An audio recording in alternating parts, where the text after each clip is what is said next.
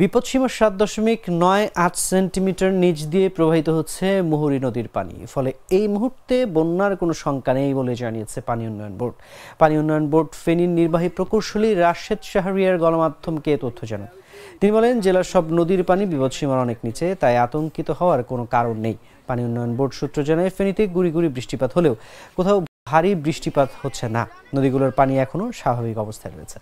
জেলার ফুলগাজী, পরশুরাম দিয়ে প্রবাহিত মুহুরী, কহুয়া ও সিলোনিয়া নদীর পানি এখনও বিপদসীমার অনেক নিচে দিয়ে প্রবাহিত হচ্ছে। এদিকে দুপুরে পরশুরামের নিজ কালিনাপুর মুহুরী নদীর বন্যা নিয়ন্ত্রণে বাঁধের ভাঙন কবলিত স্থান পরিদর্শন করেছেন মানবাধিকার কমিশনের চেয়ারম্যান কামাল উদ্দিন আহমেদ।